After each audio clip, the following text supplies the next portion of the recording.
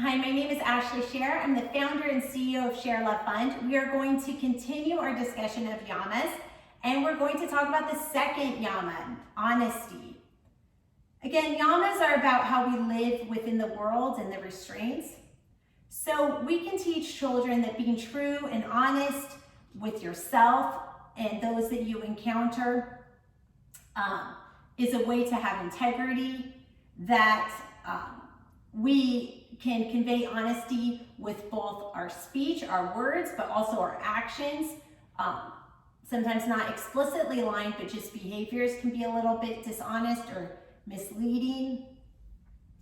And we can talk about how trust takes a long time to get formed and can disappear pretty quickly when we don't act with integrity.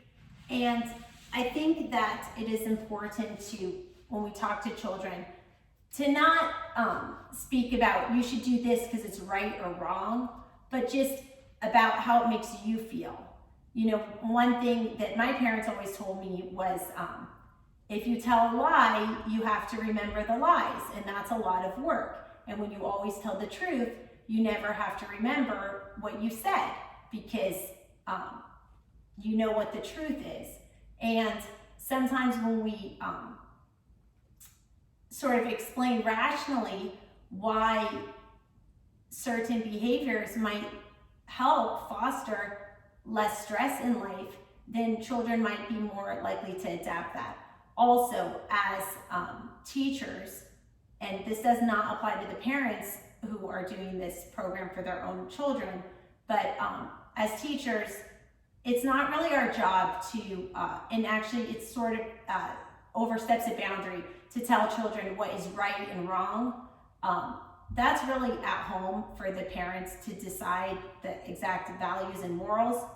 We can, as educators in a public setting, we can say what our expectations are, and we can say what consequences for breaching those expectations are, but we really need to keep the morality out of it. So when talking about honesty, my advice is to not make it a moral argument, but make it as a way for peace, that when we're honest, it also upholds our own integrity, and sort of like the boy who cried wolf, being honest, helps serve us in the end. So I'm going to break down this honesty in terms of how to apply this concept of honesty for preschoolers, elementary schoolers, and middle schoolers. So in preschool, I think that children, when they're young, they lie a lot more sometimes, or sometimes they don't know, or they're afraid to tell the truth, or sometimes you find in preschool, they're always telling the truth because there's like a certain developmental age where they actually learn to hide stuff.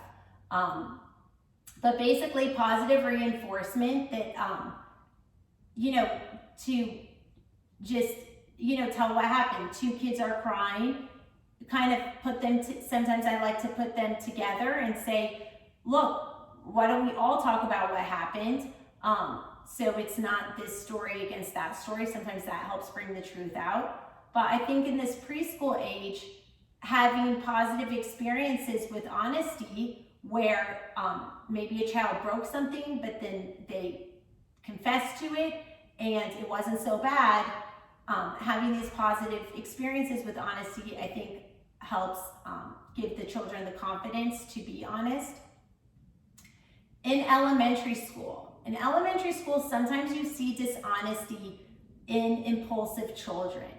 Sometimes it's in the ADHD children, and it's not malicious. It's just like it was a first reaction. Were you late to class? No, I wasn't. But before the child has even realized that they've said a lie. So in these situations, I think that having compassion for the impulsivity and not having the child dig a hole for themselves and basically giving another opportunity to say, look, sometimes we say we didn't do it as an impulsive reaction. I want you to take a minute and really think what is the honest truth? And then tell me when you're ready. Or you could say, listen, why don't you write down on a piece of paper what happened and show it to me? Sometimes the physical act of writing reduces some of the impulsivity. Sometimes children in this elementary school group, they just, they impulsively said a lie, they regretted it immediately after, but they just didn't understand how to get out of that lie. And so sometimes our job as a teacher or parent or caregiver is to help guide the child on a path to show them how to reveal the truth and be transparent and say, look, it is what it is. Sometimes I say things impulsively, but I didn't mean it. And practice coming clean like that. It might be hard, these lessons aren't easy, but in the end of the day, that gives the child more self-confidence, and that helps build self-esteem. And as the parent and the caregiver, that also helps you have the honest information from the child. So it just helps everyone all around. In middle school, in terms of honesty, a lot of that impulsivity goes away. So sometimes you have more honesty. But sometimes when you have the dishonesty, it's very calculated. The children are pretty sophisticated, and they get themselves into complicated situations even in this age. So again, I think with middle school, it's a little more complex. You may need to involve the help of a guidance counselor, but I think the trick is to help children carve a pathway to honesty. And the other thing that's important in middle school is to let children know it's okay to keep information for yourself. There's a difference between saying, I prefer not to disclose that, or lying. So I try to remind children in this age group, you can choose to be silent, but don't lie. So you can choose to say, I want to keep this information for myself, or I don't want to talk about this right now, or I don't feel comfortable talking about this, or I want to go home and talk to my parents first, or,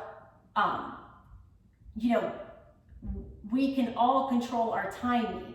So that's an important empowerment technique. And again, this has been a thread through all the videos, but I would very much encourage parents, caregivers, teachers to not be afraid to empower children. That actually you will get more cooperation out of an empowered child with integrity than you will out of a scared child that feels intimidated and is following out of intimidation. So I really hope that where it is appropriate that you will entrust the children to empower them and respect their boundaries of maybe they're not ready to speak about something at a certain time, and respecting that boundaries helps the child learn to keep healthy boundaries, and it also gives them an option to not lie. If they have an option to not reveal something,